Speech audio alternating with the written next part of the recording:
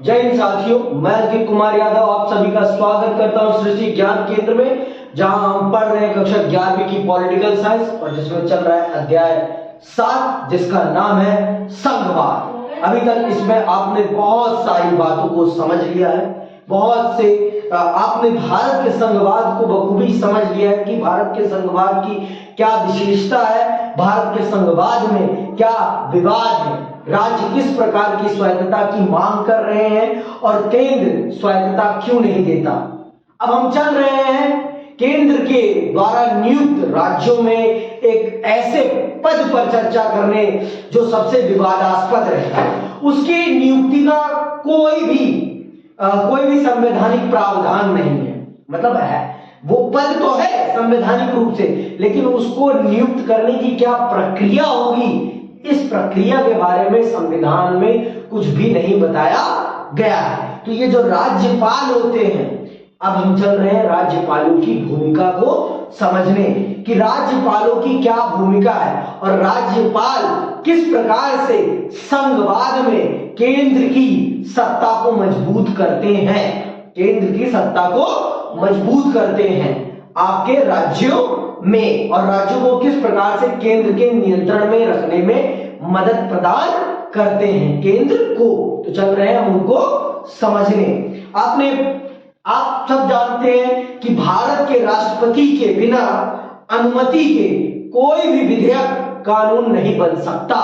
आपकी राष्ट्रीय विधायिका कोई भी आपका बिल पास करती है, कोई भी विधेयक बनाती है या कुछ भी होता है, ड्राफ्ट होता है, वो तब तक कानून नहीं बनता जब तक उस पर आपके महामहिम राष्ट्रपति के सिग्नेचर ना हो। तो उसी प्रकार से सेम स्थिति में राज्यों में कौन होता है? राज्यपाल। राज्यपाल की स्वीकृति के बिना आपकी राज्य विधानसभाओं में पास होने वाले विधेयक कानून नहीं बन सकते हैं जब तक उनके अंतिम हस्ताक्षर नहीं होते।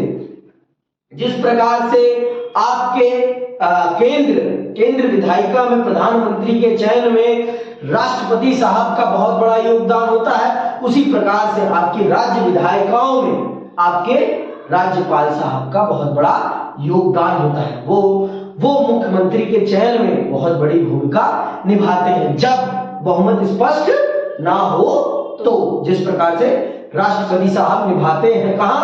केंद्र में। ठीक, तो चलिए विस्तार से समझते हैं राज्यपाल की भूमिका तथा राष्ट्रपति शासन।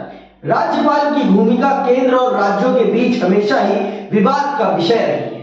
और विवाद का विषय क्यों रही है ये मैंने आपको हिंट दे दिया है, क्योंकि राज्यपाल केंद्र के द्वारा नियुक्त होता है, केंद्र सरकार के द्वारा, और जिसके माध्यम से केंद्र राज्य की सरकारों पर अपना नियंत्रण रखती है। राज्य की सरकारें अगर केंद्र के खिलाफ कुछ भी, मान लीजिए केंद्र की नीतियों के खिलाफ किसी भी प्रकार की नीतियों का निर्माण करती है, तो नीतियों को स्वीकृति देने से मना कर देता है कौन? आपका राज्यपाल।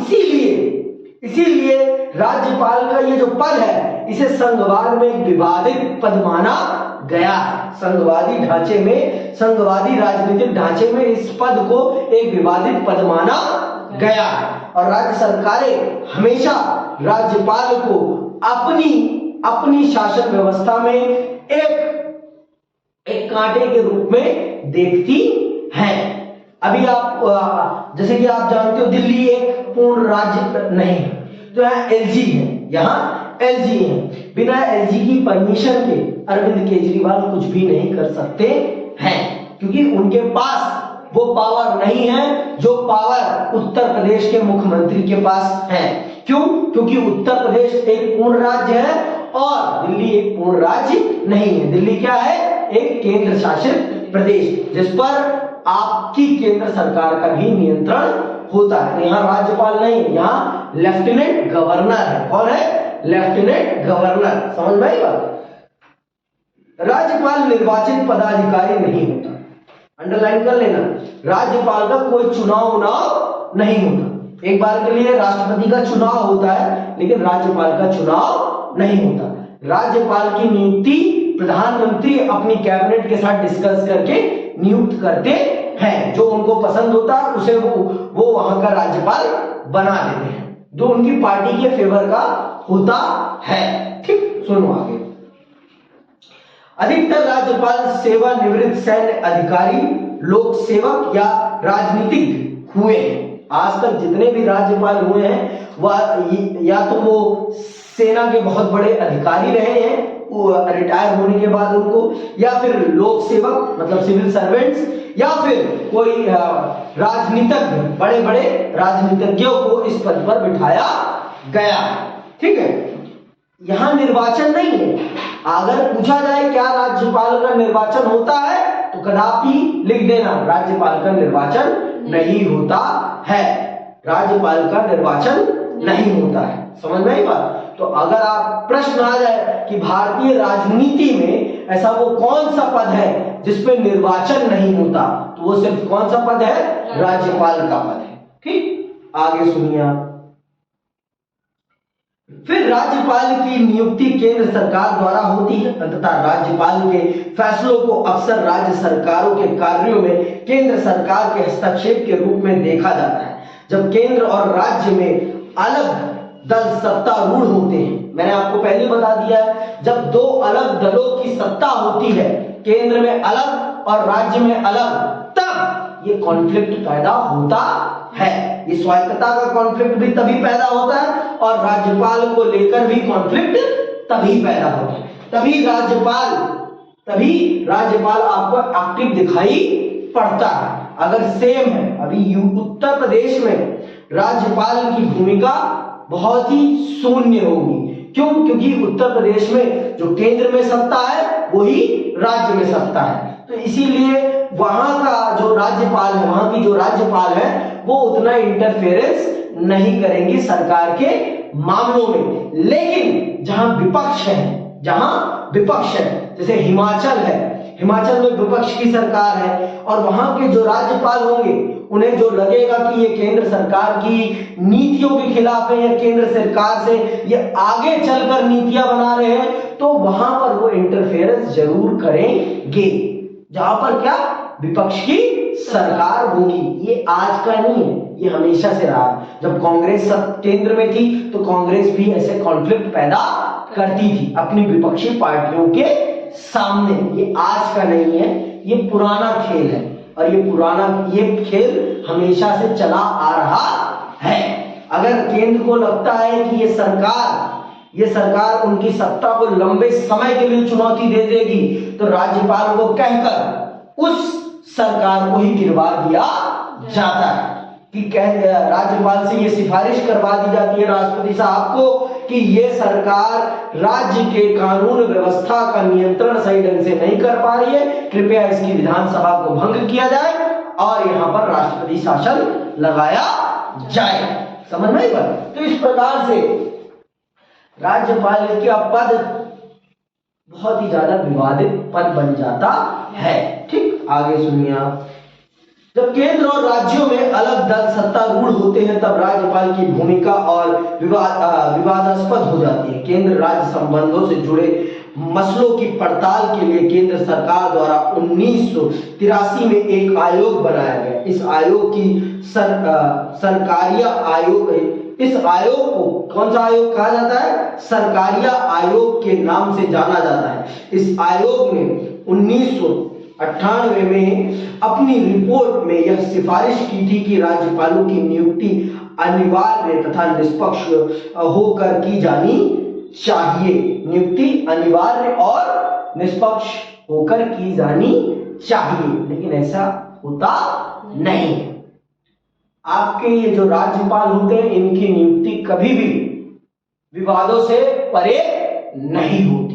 इनकी नियुक्ति सदैव विवादों से ग्रसित होती है और आप ये देखेंगी कि जितने भी आज तक राज्यपाल बने हैं वो जो केंद्र में सत्ता रही है उस सत्ता के फेवर वाले होते हैं। हमेशा से यही होता है कि राज्यों में जो भी राज्यपाल होते हैं वो सभी के सभी केंद्र सरकार की मेंटेलिटी से मेल खाते व्यक्ति होते हैं, तभी उनको वो पद प्रदान किया जाता है। कोई राज्यपाल छोटा पद नहीं है, बहुत बड़ा पद होता है। मुख्यमंत्री से बड़ा पद होता है राज्यपाल का उस राज्य में। बिना उसकी मर्जी से विधानसभा जो जनता के द्वारा चुनकर आई है उसके फैसलों को रोक सकता है कौन? आपका राज्यपाल। तो इसीलिए ये राज्यपाल का पद हमेशा से ये माना जाता है कि ये केंद्र के द्वारा एक राज्यों पे विजिलेंस है, उनका नियंत्रण, उनको हमेशा कह सकते हैं सीसीटीवी कैमरे के अंतर्गत रखा गया है, उन्हें कंट्रोल किया जा रहा है, उन्हें अपने अनुसार अपने राज्यों की नीतियों को नहीं बनाने दिया जा रहा है। या ये कहिए कि अगर विपक्षी पार्टियों की सत्ता है तो उनके कामों में दखल अंदाजी करने का काम किया जा रहा है, जिससे कि नेक्स्ट टाइम इन बातों को उठाकर केंद्र में बैठी राजनीतिक पार्टी जब उस राज्य में चुनाव हो तो उसका फायदा उठाकर अपने आप को ये दिखाए कि ये लोग कोई भी काम नहीं करते, इनको मौका देने का कोई फायदा नहीं है, हमें मौका दीजिए, हम आपका विकास करेंगे। लेकिन जनता को ये नहीं पता होता कि राज्यपाल साहब भी बहुत बड़ी भूमिका निभाते हैं, राज्यपाल साहब भी किस प्रकार के गुल खिलाते हैं, केंद्र सरकार के कहने पर राज्य सरकार के काम में किस प्रकार की दखल अंदाजी करते हैं, ये सबको नहीं पता। सबको क्यों नहीं पता? क्योंकि सब आर्ट्स के विषयों को बहुत ही मामूली विषय समझते हैं, और यही वो विषय है जो सारी चीजों को नियंत्रण करता है। इसे जो समझ लेता है ना, वो देश को समझ लेता है, देश की रीढ़ को समझ लेता है, और जो देश की रीढ़ को समझ लेता है उसे पता होता है कि कौन सी राजनीतिक दल क्या कर रहा है, क्या वो देश के हित में काम कर रहा है या देश के विपरीत काम कर रहा है, उसे पता चल जाता है। ठीक, आगे सुनो। एक और कारण से राज्यपाल की शक्ति और भूमिका विवादास्पद हो जाती है। संविधान के सर्वाधिक विवादास्पद प्रावधानों में से एक अनुच्छेद 356 है। अनुच्छेद 356, ये जो अनुच्छेद 356 है इसे राष्ट्रपति शासन कहा जाता है, और ये सिर्फ राज्यपाल की सिफारिश पर ही लगाया जाता है। जब तक राज्यपाल राष्ट्रपति साहब को लिखकर ये ना भेजे कि राज्य में मौजूद सत्ता राज्य के शासन को सही ढंग से सुचारू रूप से चलाने में असमर्थ है, तब तक राष्ट्रपति साहब वहां राष्ट्रपति शासन नहीं लगाते। तो राज्यपाल की बहुत बड़ी भूमिका होती है किसमें? आपके राष्ट्रपति शासन के लगने में किसी भी लोकतांत्रिक सरकार को समय से पहले गिराने में आपके राज्यपाल साहब की बहुत बड़ी भूमिका होती है। हमारे देश में एक सरकार का समय काल कितना निर्धारित किया गया है? 5 साल। एक चुनी हुई सरकार हमारे ऊपर शासन कितने वर्षों के लिए करेगी? 5 साल। लेकिन अगर राज्यपाल साहब चाह ले कि सरकार को मुझे 5 साल से पहले गिराना है, तो वो राष्ट्रपति साहब को एक पत्र लिख देंगे और उसमें कह देंगे कि ये सरकार संवैधानिक प्रावधानों के विपरीत जाकर अपनी सरकार चला रही है, जिस कारण से मैं आपसे अनुरोध करता हूं कि इस सरकार को बर्खास्त किया जाए अथवा यहां पर राष्ट्रपति शासन लगाया जाए। तो ये भी होता है, ये एक लोकतंत्र का माहौल बनाया जाता है कि जनता के द्वारा चुनी गई सरकार को समय से पूर्व ही हटा दिया जाता है, और देश के सरकारी धन का दुरुपयोग होता है। आपको ये पता होना चाहिए कि चुनाव फ्री में नहीं होते, और चुनाव में जो पैसा लगता है वो देश की जनता का लगता है, किसी और का नहीं लगता, देश की जनता का लगता है वो पैसा। और पता होना चाहिए एक चुनाव को कराने में कम से कम 100 करोड़ रुपए लगते हैं, 100 करोड़ रुपए कम से कम। समझ में बात? एक राज्य का चुनाव कराने में राज्य का लग जाते आज के टाइम पे, और पार्टियां जो प्रचार प्रसार में खर्च करती हैं वो अलग। वो कहां से ला रही है पैसा? वो भी तो इसी जनता की कमाई को ही लूट रही है ना कहीं से। आज के टाइम पे भारत की सबसे अमीर पार्टी है भारतीय जनता पार्टी, बीजेपी। तो बीजेपी के पास इतना पैसा कहां से आ रहा है? कोई वो व्यापार चला रहे हैं क्या? कि उनके बहुत बड़े फर्म्स हैं, बिजनेसेस चल रहे हैं जिसके माध्यम से उनके पास पैसा आ रहा है। उनके पास पैसा आ रहा है, जनता का ही पैसा आ रहा है, इधर से नहीं तो उधर से। भाई वो बड़े बड़े उद्योगपतियों के लिए नीतियां सरल कर रहे हैं, उनके लिए नीतियां बना रहे हैं, उनकी कंफर्ट की नीतियां बना रहे हैं, तो वो उनको पैसा दे रहे हैं, डोनेशन दे रहे हैं कि आप हमारे फेवर में नीतियां बनाते रहिए, आपको हम डोनेशन देते रहेंगे, आप हमें टेंडर देते रहिए सरकारी कामों के, हम आपको डोनेशन देते रहेंगे। समझ में आई बात? तो सरकारों को समय से पहले भंग करना, सरकारों को समय से पहले, राज्य सरकारों को समय से पहले भंग करने की शक्ति अनुच्छेद 356 के अंतर्गत राज्यपाल को प्रदान है। राज्यपाल राष्ट्रपति से सिफारिश करता है और राष्ट्रपति देखता है, सुनता है और उसे अगर लगता है कि संवैधानिक रूप से वो सरकार सही ढंग से काम नहीं कर रही तो उसे वो उसके पद से बर्खास्त कर देता है। आगे सुनिए, इसके द्वारा अंडरलाइन करना, इसके द्वारा राज्यों में राष्ट्रपति शासन लागू किया जाता है। इस प्रावधान को किसी राज्य में तब लागू करते हैं जब ऐसी स्थिति उत्पन्न हो गई हो कि उस राज्य का शासन इस संविधान के उपबंधों के अनुसार नहीं चलाया जा सकता। अगर राज्यपाल साहब को लगता है कि जो सरकार राज्य में है वो सरकार संविधान के अनुसार उस राज्य के शासन को नहीं चला रही है, तब वो सिफारिश कर देते हैं किससे? राष्ट्रपति साहब से, कि राष्ट्रपति महोदय ये सरकार जो यहाँ अभी वर्तमान समय में विद्यमान है ये कानून के अनुसार शासन नहीं कर रहे, कृपया इस सरकार को बर्खास्त करने की कृपा करें और राज्य को एक संवैधानिक सरकार प्रदान करने की कृपा करें। तो अगर राष्ट्रपति साहब को लगता है तो राष्ट्रपति साहब उस पर गुग्गी कर देते हैं और वो सरकार बर्खास्त हो जाती है। और आपको भी पता है राष्ट्रपति साहब किसके नियंत्रण में होते हैं और राज्यपाल किसके नियंत्रण में होते हैं। राष्ट्रपति साहब भी केंद्र सरकार की जेब में होते हैं और आपके राज्यपाल भी केंद्र सरकार की जेब में होते हैं, दोनों ही केंद्र सरकार की कठपुतली होते हैं। तो केंद्र सरकार जैसा चाहती है वैसा वो कर देती है, अनुच्छेद 356 का प्रयोग वो अपने अनुसार कर लेती है। परिणाम स्वरूप संघीय सरकार राज्य सरकार का अधिग्रहण कर लेती है। अंडरलाइन कर लो इस शब्द को। तो इस प्रकार से आपकी केंद्र सरकार राज्य सरकार पर कब्जा कर लेती है और राज्य सरकार को भी अपने नियंत्रण में ले लेती है। आपको पता होना चाहिए भारत का एक राज्य जम्मू कश्मीर अब तो एक यूनियन टेरिटरी बन गया है, एक ऐसा राज्य है जहां पर सबसे ज्यादा लंबे समय तक राष्ट्रपति शासन रहा है, सबसे ज्यादा लंबे समय तक। वहां पर वहां की राज्य सरकार को हमेशा बर्खास्त कर दिया जाता है और वहां की सरकार का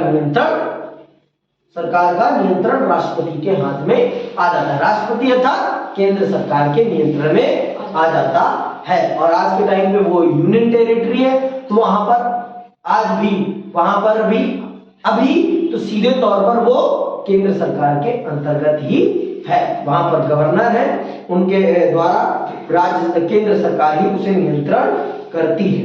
इस विषय पर राष्ट्रपति द्वारा जारी घोषणा को संसद की स्वीकृति प्राप्त कराना जरूरी होता है। राष्ट्रपति शासन को अधिकतम 3 वर्षों तक बढ़ाया जा सकता है। अंडरलाइन कर लेना, अधिकतम 3 वर्षों तक बढ़ाया जा सकता है। राज्यपाल को यह अधिकार है कि वह राज्य सरकार को बर्खास्त करने तथा राज्य विधानसभा को निलंबित या विघटित करने की अनुशंसा कर सके। अंडरलाइन कर लो कि राष्ट्रपति को ये निवेदन सिर्फ कौन कर सकता है? राज्यपाल ही कर सकता है कि आप इस सरकार को बर्खास्त कर दीजिए। तब आपको पता चल गया कि राज्यपाल की भूमिका क्यों विवादास्पद है, क्योंकि वो एक चुनी हुई सरकार को गिराने का काम करता है, कठपुतली की भांति केंद्र सरकार के इशारों पर। इसीलिए राज्यपाल की नियुक्ति सदैव से विवादास्पद रही है। आगे सुनिए, इससे अनेक विवाद पैदा हुए। कुछ मामलों में राज्य सरकारों को विधायिका में बहुमत होने के बाद भी बर्खास्त कर दिया गया। 1959 में केरल में और 1967 के बाद अनेक राज्यों में बहुमत की परीक्षा के बिना ही सरकारों को बर्खास्त कर दिया गया। कुछ मामले सर्वोच्च न्यायालय में भी गए तथा सर्वोच्च न्यायालय ने फैसला दिया कि राष्ट्रपति शासन लागू करने के निर्णय की संवैधानिकता की जांच पड़ताल न्यायालय कर सकता है। तब से ही थोड़ी बहुत कमी आई है, नहीं तो पहले तो धड़ल्ले से राष्ट्रपति शासन लागू होता था। जिन राज्यों में विपक्ष की सरकार बन जाती थी और कांग्रेस उन सरकारों को गिरा देती थी, चलो हटो, रहेगी तो पूरे देश में हमारी सरकार रहेगी, नहीं तो रहेगी नहीं किसी की। भारत में सबसे पहले कहीं पर विपक्ष की सरकार बनती है तो केरल में बनती है, और केरल की सरकार को गिराने का काम कांग्रेस राष्ट्रपति शासन के अंतर्गत करती है। इसी नीति के अंतर्गत उस सरकार को गिरा देती है। कम्युनिस्ट सरकार बनती है, उस कम्युनिस्ट साम्यवादी सरकार को गिरा देती है और पुनः चुनाव करवाती है और अपने आप को जिता लेती है। समझ में? तो ये बहुत ही विवादित है। 1967 तक अनुच्छेद 356 का अत्यंत सीमित प्रयोग किया गया। 1967 के बाद अनेक राज्यों में गैर कांग्रेसी सरकारें बनी, जबकि केंद्र में सत्ता कांग्रेस के पास रही। केंद्र ने अनेक अवसरों पर इसका प्रयोग राज्य सरकारों को बर्खास्त करने के लिए किया अथवा उसने राज्यपाल के माध्यम से बहुमत दल या गठबंधन को सत्तारूढ़ होने से रोका। उदाहरण के लिए सन 1980 के दशक में केंद्रीय सरकार ने आंध्र प्रदेश और जम्मू कश्मीर की निर्वाचित सरकारों को बर्खास्त किया। 1967 तक इस अनुच्छेद 356 का ज्यादा प्रयोग नहीं होता, क्योंकि उस समय पूरे देश में कांग्रेस का ही दबदबा रहता है। आपका 1952 से लेकर 1967 तक ये जो पीरियड होता है, यहां पर पूरे देश में कांग्रेस का ही दबदबा रहता है, केंद्र में भी और राज्य में भी। केंद्र में तो उसका दबदबा आप ये मान लीजिए 1952 से लेकर 89 तक रहता है।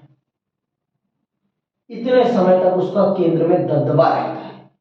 एक छोटे समय काल के लिए जनता दल की सरकार बनती है। जनता दल की सरकार बनती है आपकी 1997 से 1977 से लेकर 1979 तक के लिए, बस। नहीं तो यहां से लेकर यहां तक केंद्र में सिर्फ कांग्रेस का ही दबदबा रहता है, कांग्रेस ही कांग्रेस। लेकिन जिन राज्यों में उसके खिलाफ सरकारें बनती हैं 1967 के बाद, वहां की सरकारों को गिराने के लिए आपकी केंद्र सरकार इस अनुच्छेद का खूब प्रयोग करती है, खूब प्रयोग दबा के, और उन सरकारों को बर्खास्त कर देती है। तो फिर आपकी सर्वोच्च न्यायालय को इस चीज में दखल देना पड़ता है और फिर इस प्रकार की गतिविधियों में थोड़ा सा विराम लगता है। नहीं तो ये गतिविधियां निर्विरोध तरीके से चल रही थी। समझ में बात? और आज भी ऐसा ही है, आज भी कुछ अलग नहीं है। आज भी जहां केंद्र सरकार, आज तो अलग अलग फॉर्मूला बना लिया गया है। आज का फॉर्मूला है कि विधायक ही खरीद लो, विधायक ही खरीद लो। महाराष्ट्र देख लो आप, मध्य प्रदेश देख लो आप, गोवा देख लो आप, कहां नहीं विधायक खरीदे जा रहे हैं आज के टाइम पे। दूसरे दल के विधायक ही खरीद के उस दल की सरकार को पलटकर अपनी सरकार बना दो। आज के टाइम पे अलग तरीके का षड्यंत्र रचा जा रहा है लोकतंत्र के खिलाफ। आज का षड्यंत्र तो और भी घातक है।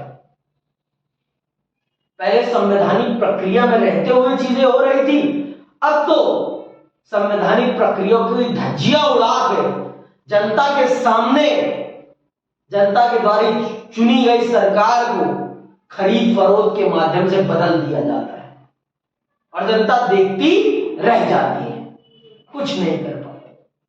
समझ में आई बात? तो ये है आज के टाइम का, आज के टाइम की चीजें हैं। और राज्यपाल कुछ नहीं बोलते, कुछ नहीं बोलते। समझ में आई बात? आते हैं हम नवीन राज्यों की मांग। देखो, नवीन राज्यों की मांग कब उठती है? जब जिस राज्य में वो लोग रह रहे होते हैं वहां का प्रशासन उन्हें उस प्रकार की सुविधाएं नहीं दे पा रहा होता जिस प्रकार की उन्हें अपने प्रशासन से उम्मीद होती है, या उनके अंदर ऐसी विविधता होती है जिस विविधता को वो राज्य पहचान नहीं दे पा रहा होता है। तभी नए राज्यों की मांग उठती। अगर आपका उत्तर प्रदेश से उत्तराखंड अलग हुआ है तो उसके पीछे बहुत सारे कारण हैं। उत्तर प्रदेश और उत्तराखंड की भौगोलिक बनावट में बहुत ज्यादा भिन्नता है और यहाँ का प्रशासन, वहां की भाषा अलग है, वहां का कल्चर अलग है। तो इसी कारण से उत्तराखंड को उत्तर प्रदेश से अलग किया गया, झारखंड को बिहार से अलग किया गया, मध्य प्रदेश से छत्तीसगढ़ को अलग किया गया। क्यों? क्योंकि यहां पर सिर्फ भौगोलिक विविधता नहीं थी, सांस्कृतिक विविधता भी थी, भाषाई विविधता भी थी। तो ये सारी चीजें होती हैं जो किसी नए राज्य की मांग का कारण बनती हैं। वही चीज हम चल रहे हैं समझने। नवीन राज्यों की मांग। हमारी संघीय व्यवस्था में नवीन राज्यों के गठन की मांग को लेकर भी तनाव रहा है। राष्ट्रीय आंदोलन ने अखिल भारतीय राष्ट्रीय एकता को ही नहीं बल्कि समान भाषा, अंडरलाइन कर लेना, समान भाषा, क्षेत्र और संस्कृति पर आधारित एकता को भी जन्म दिया। हमारा राष्ट्रीय आंदोलन लोकतंत्र के लिए भी एक आंदोलन था। अंततः राष्ट्रीय आंदोलन के दौरान यह भी तय किया गया कि यथासंभव समान संस्कृति और भाषा के आधार पर राज्यों का गठन होगा। आपको पता होना चाहिए कि भारत के ये जो राज्यों का गठन हुआ है वो भाषा और संस्कृति के आधार पर हुआ, भाषा और संस्कृति के आधार पर हुआ। तो क्योंकि लोकतंत्र की प्राथमिक जिम्मेदारी ही ये होती है कि वो लोगों की संस्कृति, लोगों की भाषा, लोगों के संस्कारों को क्या करे, वैल्यू दे, महत्व प्रदान करे। क्योंकि लोकतंत्र कहता है कि आप उसको सम्मान दे जो बहुमत में है, जो बहुमत में है। क्योंकि लोकतंत्र का मतलब ही क्या है? बहुमत का शासन। लोकतंत्र क्या है? बहुमत का शासन।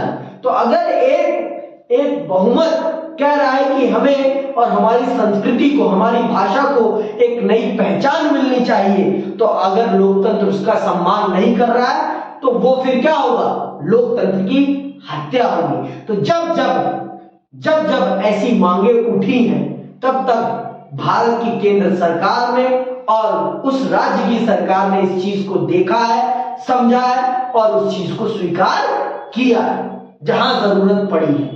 बेवजह 4 लोगों के कहने पे देश का, राज्यों का बंटवारा नहीं हो सकता। एक मोटे तर्कों के साथ राज्यों का बंटवारा होता है। जैसे आंध्र प्रदेश से तेलंगाना को अलग किया जाना एक बड़ा फैसला है, क्योंकि तेलंगाना की मांग थी, क्योंकि तेलंगाना में वो सारी विविधताएं मिलती हैं जो एक राज्य को बनाने के लिए चाहिए। सांस्कृतिक विविधता थी, भाषाई विविधता थी, सारी विविधताएं थी, जिस कारण से हमने तेलंगाना की मांग को माना और उसे आंध्र प्रदेश से अलग करके एक नए राज्य का दर्जा प्रदान किया। तेलंगाना राज्य तेलंगाना भाषाई लोगों के लिए बनाया गया। समझ में आई बात? और तमिल भाषा को बोलने वालों के लिए तमिलनाडु है। तो हमारे देश का निर्माण भाषाई आधार पर ही हुआ है। आप ये बखूबी जान समझ सकती हैं। इससे स्वतंत्रता के बाद भाषाई आधार पर राज्यों के गठन की मांग उठी। दिसंबर 1953 में राज्य पुनर्गठन आयोग की स्थापना की गई, जिसने प्रमुख भाषाई समुदायों के लिए भाषा के आधार पर राज्यों के गठन की सिफारिश की। तो राज्यों के भाषा के आधार पर गठन की सिफारिश किसने करी है? राज्य पुनर्गठन आयोग ने, जिसकी स्थापना कब हुई है? 1953 में। और इसने अपनी रिपोर्ट कब सबमिट करी है? 1956 में। ठीक है, सिफारिश की 1956 में कुछ राज्यों का पुनर्गठन हुआ। इससे भाषाई आधार पर राज्यों के गठन की शुरुआत हुई और यह प्रक्रिया अभी भी जारी है। 1960 में गुजरात और महाराष्ट्र का गठन हुआ। 1966 में पंजाब हरियाणा को अलग किया गया। बाद में पूर्वोत्तर के राज्यों का पुनर्गठन किया गया और नए राज्यों जैसे मणिपुर, त्रिपुरा, मेघालय, मिजोरम और अरुणाचल प्रदेश का जन्म हुआ।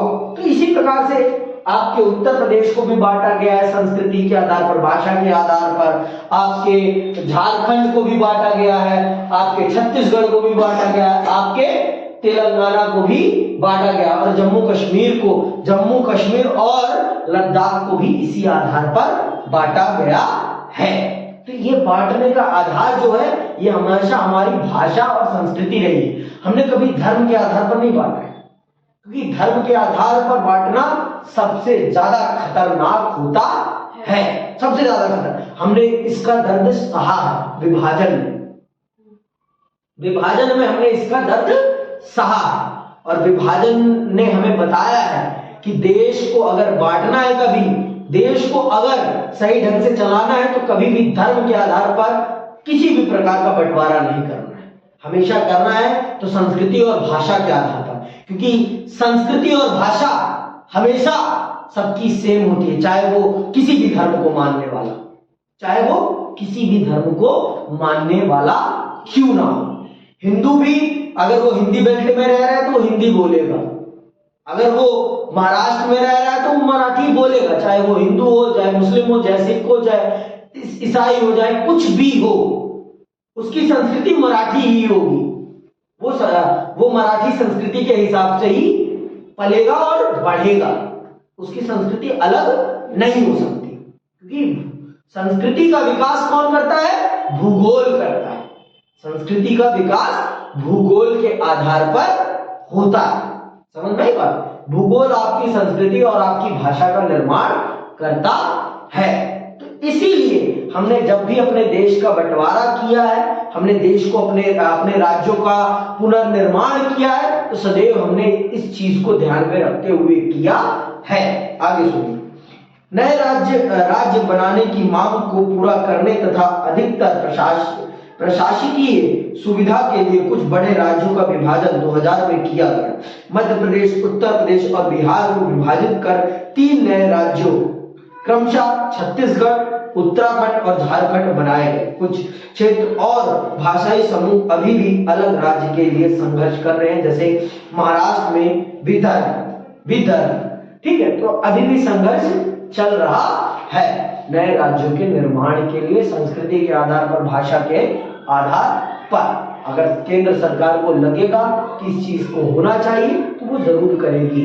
अगर जायज मांग होगी तो होगा, और अगर जायज नहीं होगा तो नहीं होगा, क्योंकि राज्य का निर्माण करना कोई छोटी बात नहीं होती। बहुत सारी चीजों को डिस्ट्रीब्यूट करना पड़ता है, डिसएलोकेट करना पड़ता है, बहुत सारी चीजों को आपस में बांटना पड़ता है। तो इतना आसान नहीं है राज्यों का पुनर्निर्माण करना, राज्यों का पुनर्गठन करना। तो जब जरूरत पड़ती है सरकार को तब वो करता है, जब जरूरत नहीं पड़ती केंद्र सरकार को तो वो नहीं करता है। आप जानते हैं कि हमारे देश में हमारी केंद्र सरकार के पास ये शक्ति है कि वो राज्यों की सीमा को निर्धारित करने की शक्ति संविधान ने उसे प्रदान की हुई है। अब आते हैं अंतरराज्यीय विवाद। ऐसा नहीं है कि सिर्फ केंद्र के साथ राज्यों का विवाद होता है, राज्यों का विवाद भी होता है, राज्यों के साथ विवाद होता है। जैसे आप ये याद रखिए, पंजाब हरियाणा में पानी के लिए हमेशा विवाद रहता है, और आपके महाराष्ट्र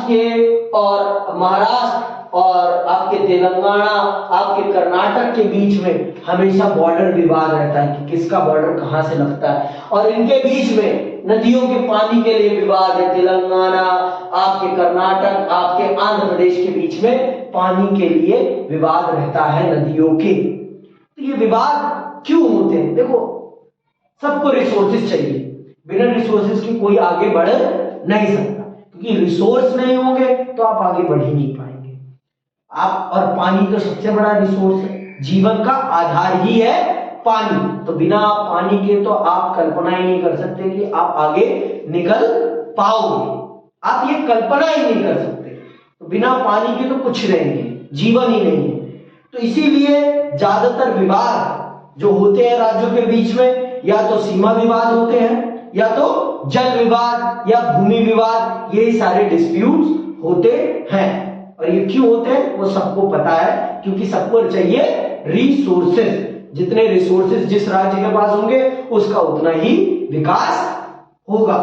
विकास का आधार ही क्या है? रिसोर्स। रिसोर्स, आपके पास जितने संसाधन है उतना ही आपका विकास होगा। और हर राज्य सरकार चाहती है कि उसकी जनता ज्यादा से ज्यादा समृद्ध हो, जिससे कि उसकी जनता हमेशा उसे मौका देती रहे। हर राजनीतिक दल चाहता है ना कि हमेशा उसी की सत्ता बनी रहे, क्योंकि ये भी तो एक प्रकार का क्या है? बिजनेस है, एक प्रकार का ये भी तो आजीविका ही है ना। राजनीति क्या है? आजीविका है ना, कमाई का एक साधन है ना भाई। तो इसीलिए समझ में बात। आगे सुनिए, जहां एक और राज्य अधिक स्वायत्तता और आय के स्रोतों पर अपनी हिस्सेदारी के सवाल पर केंद्र से विवाद की स्थिति में रहते हैं, वहीं दूसरी ओर संघीय व्यवस्था में दो या दो से अधिक राज्यों में आपसी विवाद के भी अनेक उदाहरण मिलते हैं। यह सच है कि कानूनी विवादों में न्यायपालिका पंच की भूमिका निभाती है, लेकिन इन विवादों का स्वरूप मात्र कानूनी नहीं होता, इन विवादों के राजनीतिक पहलू भी होते हैं। अंततः इनका सर्वोत्तम समाधान केवल विचार विमर्श और पारंपरिक विश्वास के आधार पर ही हो सकता है। अगर कानूनी विवाद होता है तो उस कानूनी विवाद को सर्वोच्च न्यायालय निपटा देता है, लेकिन जब राजनीतिक सामाजिक विवाद होता है, इन विवादों का निपटारा सिर्फ बातचीत के द्वारा ही किया जा सकता है, और इसके अलावा कोई तरीका नहीं होता जिसके माध्यम से इन विवादों को निपटाया जा सके। सिर्फ बातचीत ही वो तरीका है जिसके माध्यम से इन विवादों को निपटाया जा सकता है। और जब कानूनी विवाद है तो उसको केंद्र आपकी सर्वोच्च न्यायालय निपटा भी सकती है, लेकिन जब कानूनी विवाद नहीं है तो कैसे उसको निपटा पाएगी? सामाजिक पहलुओं भी विवाद हो जाते हैं, तो उन सब को निपटाने का एक ही तरीका है और वो है बातचीत। और भारत बातचीत, गांधी का देश है, तो गांधी के रास्ते को अपनाता है और बातचीत और शांति के रास्ते पर चलकर इन विवादों को निपटाने का प्रयास करता है। आमतौर पर दो प्रकार के गंभीर विवाद पैदा होते हैं। कौन कौन से हैं वो सुनना। इसमें एक है सीमा विवाद, पहले ही बता दिया मैंने आपको कि राज्यों के बीच में विवाद का सबसे बड़ा विषय होता है सीमा, कि किसकी सीमा कहां तक लगती है।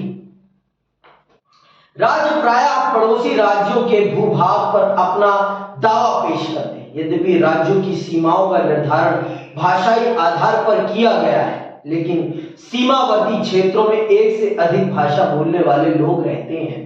जब सीमावर्ती क्षेत्र में, जैसे अब ये जो है, मान लो ये उत्तर प्रदेश और हरियाणा का ये जो एरिया है, यहाँ पर जो लोग रहते होंगे उनको दोनों भाषाएं आती होंगी, दोनों तरफ के लोगों को, सिर्फ एक तरफ की बात नहीं।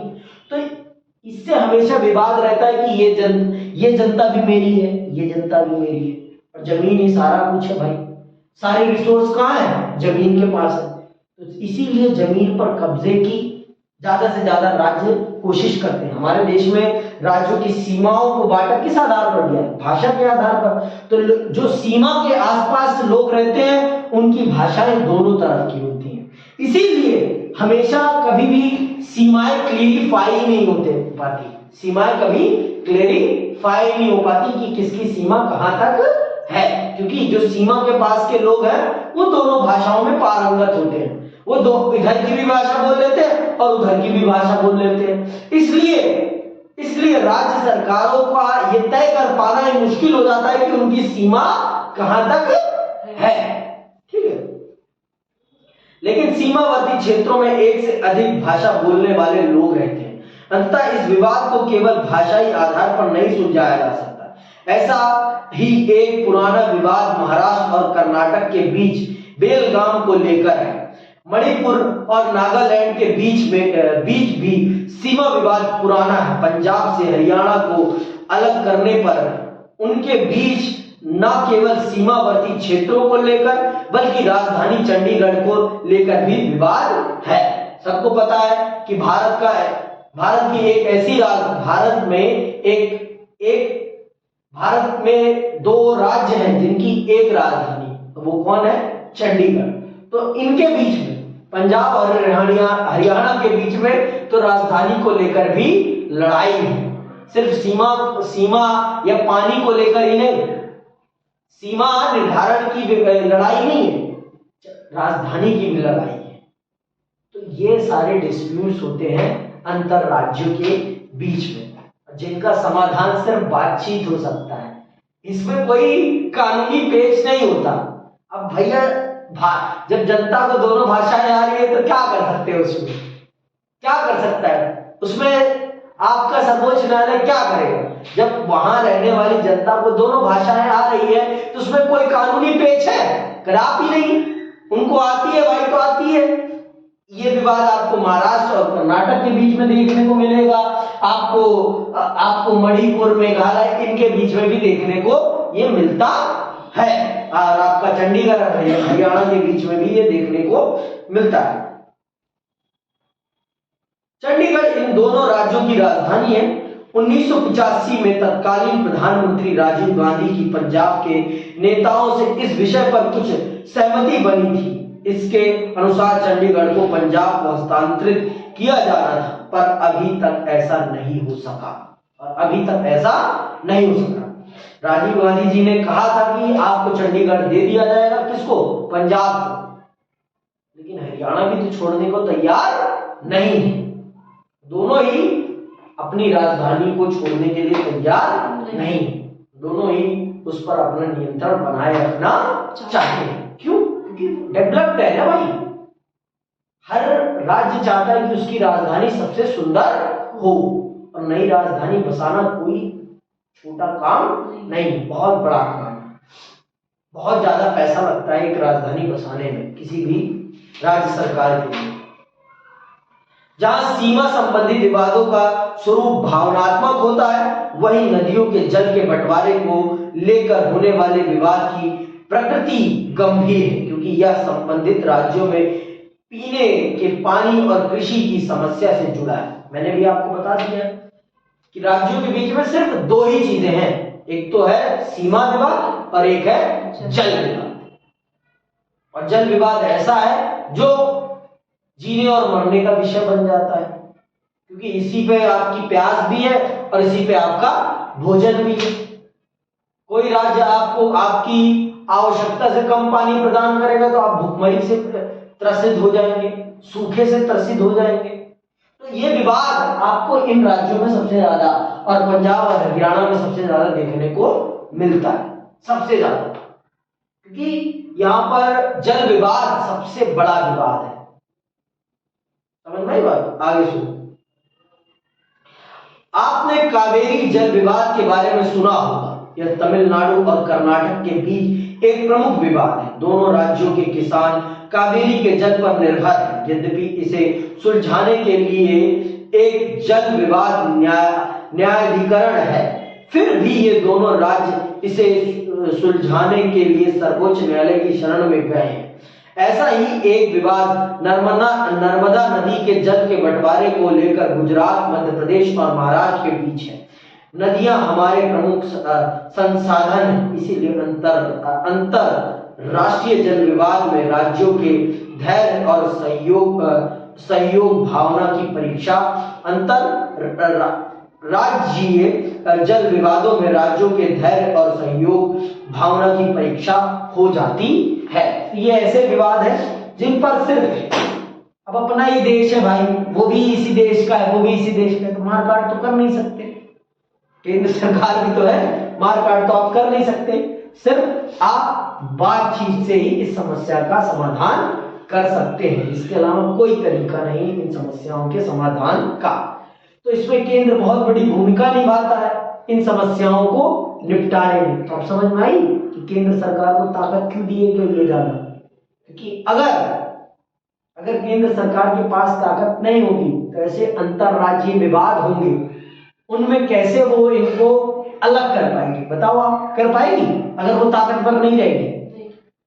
समझ में आई बात? इसीलिए हमारे संघीय व्यवस्था में केंद्र को राज्यों से ज्यादा शक्ति प्रदान की गई, जिससे कि वो इस प्रकार के जब विवाद खड़े हो तो इन विवादों को आसानी से सुलझा पाए और इनके बीच के कॉन्फ्लिक्ट को रोक पाए। नहीं तो वो रोक ही नहीं पाएगी अगर इनसे ताकतवर नहीं होगी तो। समझ में आई बात? तो आपको वो समझ में आ जाना चाहिए कि भारत के संघवादी व्यवस्था में केंद्र को ज्यादा ताकत क्यों दी गई है, और ये भी सच है कि केंद्र उन ताकतों का दुरुपयोग भी करता है जो कि उसे नहीं करना चाहिए। लेकिन ये सत्य है, जिसके पास ताकत आती है वो अपनी ताकत के नशे में चूर हो जाता है और वो उसका दुरुपयोग करता है, ये सच्चाई है। इसी के साथ आज यही समाप्त करते हैं। जय हिंद, जय भारत।